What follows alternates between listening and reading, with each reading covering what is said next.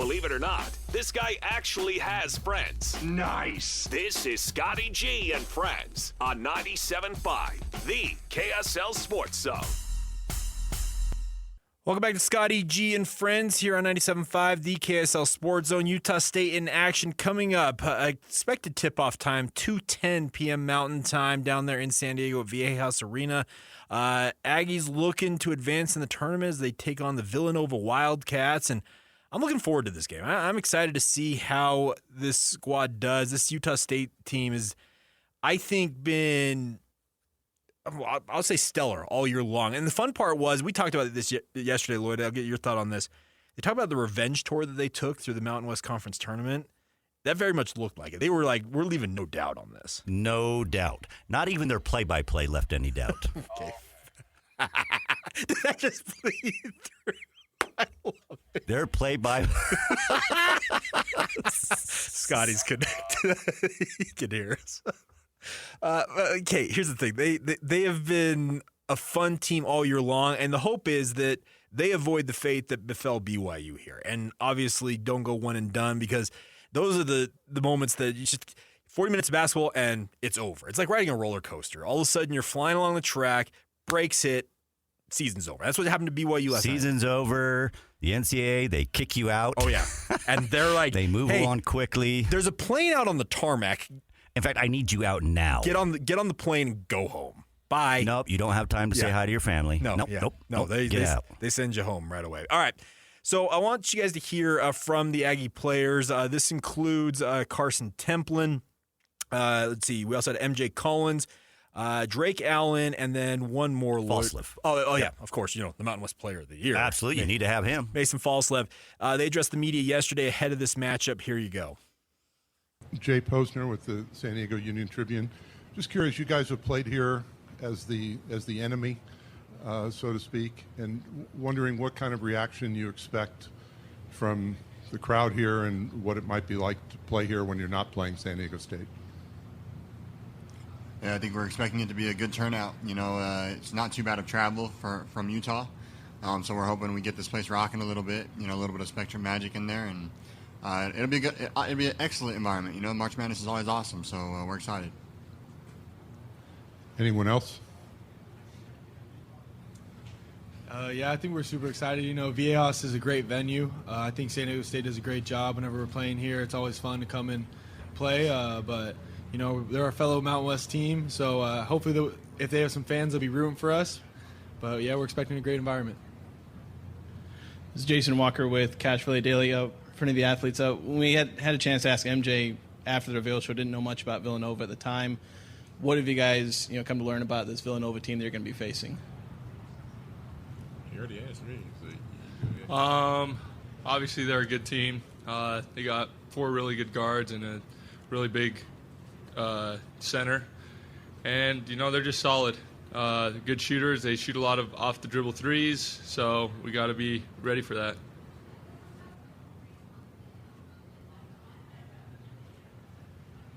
Griffin Floyd, Philadelphia Sports Now. What's it like matching up against another guard-heavy team? You might not have to deal with the size disadvantage you would against a bigger squad. I think it's a blessing for us, considering the fact that we're a guard-heavy team as well. But we have some areas, in the game plan to where we're going to, go at their guards in different ways. And I feel like, they can't do that in certain areas, based off our defense and how we, kind of game plan for certain teams. So I think everything should fall in our favor.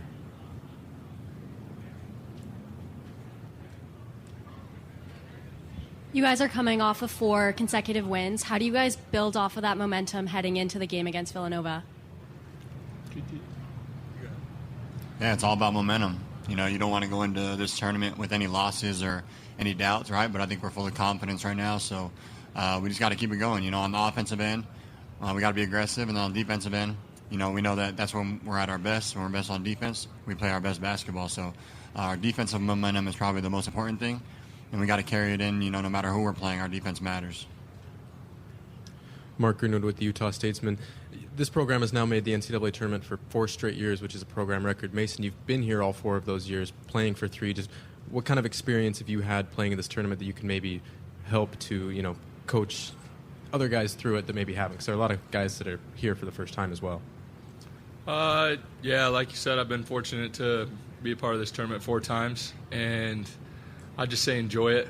Soak up every moment, because you don't know if you have another chance. Not a lot of people can say they've played in March Madness, so just give it all you got and leave it all on the court. Ira Gorwara with The Athletic. MJ, for you, calling the tournament, the revenge tour, what did that kind of do for your guys' locker room in terms of your togetherness and just the belief you have heading into the tournament? It made us lock in for sure. I feel like going into Vegas last week, everybody was bought in. Coach made an emphasis on our keyword being momentum, and, we kind of carried that through, the tournament, the 3 days. And then, of course, like I said, it been a revenge tour. Everybody we played, they beat us. So, we were just on edge, and we had to get our payback. It was just kind of odd. Like I said, a lot of us probably wanted to play New Mexico in the championship, but, just basically how the chips fall, that we knew we had to beat every team that we played just based off how, the bracket was going that weekend. So, we just got to be able to take, the momentum that we had last week and, bring it here to San Diego. We do have a Zoom question, so we're going to go to Garrett Lash from Mid-Major Madness. Garrett, go ahead. Hey, guys. I believe all 4 of you played on teams that made the NCAA tournament last year, but did come up short in the first game. So just what are you taking from last year in terms of the experience of getting back here, but also trying to win this game and hopefully more? Yeah, I think we all know what it felt like, losing in the first round last year. It's not a great feeling, It kind of makes it feel like, everything you've done up to that point. We know the goal of this team was to make it here, and now that we made it, we have a goal of winning a couple of games, and we truly believe that we could do that. So we have that same edge, like we were, in Vegas to beat all those teams that beat us. We have the same edge, to get past the first round, but not only that, win a game in the second and third round as well. Any other questions? Mason, I'm just curious. Can you do name and affiliation? Jay Posner with the San Diego Union Tribune. Mason, did you notice a difference last year and the year before in terms of preparation or anything that happened in the tournament that was the difference between winning a game a couple of years ago and not doing as well last year? I think it all comes down to defense, especially late in the year when everyone's tired. I think if you want to win games, you have to play defense. So that's what we've really bought into, and that's what we need to do if we want to win, is play defense. And I think if we play good defense, then it's going to lead to good offense. Sean Harrison with the Herald Journal. Drake, these guys have talked about you having daddy power now. Can you talk a little bit about is there some truth to that? Because your numbers definitely have gone up since you become a father.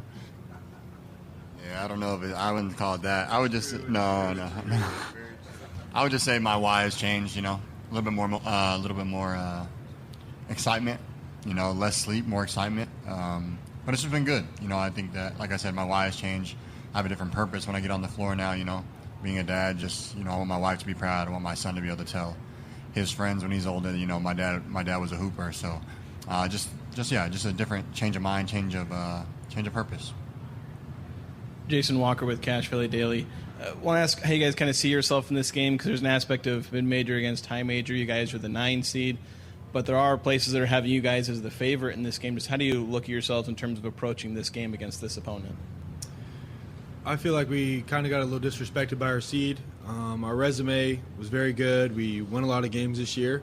So I think we expect ourselves to win games. We're going to prepare very well for this team and do the best we can to win it. So, yeah. Hi there, Allison, KUSI, KSWB here in San Diego.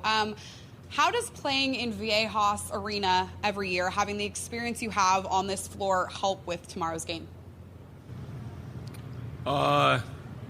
Like Carson said earlier, Viejas is a great venue. You guys have great fans, and to be honest, when we come here, it's a very hard place to play. I think in the last 15 years, we've only won one time, but it is nice to have some familiarity. coming here and shooting and being in a place where we've been before on neutral turf. So I'm excited. Mark Green with Utah State's Megan Mason. You mentioned defense, and question for anybody, but kind of towards the end of the regular season, that was an area you guys struggled, and then kind of the last 4 games, especially in the conference tournament, really locked in, got back to forcing turnovers, getting points off turnovers. Just how do you kind of parlay that into this game against a team that tends to take care of the ball? I feel like we just got to be ourselves. Just like I said, follow the scout. The coaches do a good job at, giving us a game plan, so it's just up to us on sticking to it. And, our defense is based on forcing turnovers. So I think, we pressure the ball, get into the other team, and, rebound. And I think, everything can take care of itself. We great at scoring the ball, averaging probably like 70, 80 points. So if we can get, 20 of those off of turnovers, then, the game will pretty much take care of itself. Griffin Floyd, Philadelphia Sports Now. You guys aren't shy about your confidence, talking about being underseeded, stuff like that. Do you think you have to worry about bulletin board material at all in March, or is just everyone ready to play once the big dance begins? I don't know. Bolton? Yeah, like you guys have been very vocal about your confidence. Do you worry about providing bulletin board material for the other teams you face, or is that not really necessary once the big dance starts? I think everyone's going to be ready to go regardless of the situation. Both teams are going to be fired up. It's an NCAA tournament game. It's what you watch as a kid. You're watching TV your whole life. So I think everyone's going to be motivated no matter what. But I think you have to have some confidence to win a game or a couple games. Sammy McKee with the Villanova. And this is a team that you guys have only played once many years ago in 1960. How does that unfamiliarity with the team, what do you guys change in your approach to preparing for the game? You just got to dig into the scout more time. When you play a team 3 times like you do in conference, you kind of know what it is the third time around. You know the ins and outs, the players' tendencies. When you only play a team like this with a short time to prepare, you just got to dig in, right? Whether it's watching film, watching games, watching your own scout, right? What you need to get better at leading into the game. So just a little bit more time digging in, because all those little things can make a difference in a big game like this. Jason Walker with Cache Valley Daily. This is a Villanova team that has a very dangerous pick and roll attack. Duke Brennan and basically any of the guards, but Lewis kind of especially. Just how much attention is that particular aspect of their offense kind of drawing your attention during preparation? Yeah, like I said, we've been focusing on defense, and our coaches have dug into a lot of games, and they figured out what we need to do in order to be successful. So we're just trying our best to follow our coach's game plan. All right, there you go. Utah State players, and they will be on the court here shortly getting ready for their first-round match against the Villanova Wildcats. And I am curious to see how they handle the pressure here in this one, Lloyd, because obviously it's a big stage, and they want to avoid the fate of what BYU and some of these programs. You don't want to be out after just the first round. And last year against UCLA, they were competing, and that kind of final little stanza right before halftime, it got away from them. And you got to avoid that. Yeah, and I put a lot of faith into Jared Calhoun, and he's got some leaders on this team that I think can absolutely rise to the occasion. And you know who they are? Mason Falslev and MJ Collins. Amen. Those two guys. Conference Player of the Year. Yeah, and I'm telling you, MJ Collins, that's a guy that if you're an Aggie fan, be happy you had him at Utah State. I know this is his final stanza, and he doesn't want to go out in a first-round exit. They've got a really, really strong squad, and I feel like they were underseeded, and they acknowledged that. And the guy from Philadelphia asked him, "You're just worried about sending any bulletin board material Villanova's way?" It's like, what bulletin board material? This is an 8 versus 9 matchup. These are about as evenly absolutely. seeded. Yeah, they got a bad draw. I mean, it's a solid Villanova team, and then guess what? If you win, guess who you get to face? Oh. You get to face Arizona. Thanks for that. The one that I think the majority of people's brackets have winning. Yeah, exactly. The entire darn thing. Hello, me. Yeah. Yeah, absolutely. So I think they absolutely got a bad draw. And did they have some disappointing losses during the season? Yes. Sure. But hey, that's why you play the game. That's why you play the game. Amen. Get a W, and then let's see what you can do against Arizona on Sunday. That's and let's see how the cookie crumbles. Yes, absolutely. The cookie crumbles. Nice pull. All right. That's going to do it. Coming up next, we're going to hand it over to Scotty G. He will have pregame coverage coming up at 1:30. Obviously, tip-off scheduled for around 2:10 p.m. Mountain Time, and looking forward to see how the Aggies perform in this one. But as always, thank you so much for tuning in here on the KSL Sports Zone. Coming up tonight, you got Utah Mammoth coverage on 97.5. That'll be at 7 o'clock pregame and at 8 o'clock puck drop. But as always, thank you for tuning in. This has been Scotty G and Friends right here on 97.5, the KSL Sports Zone.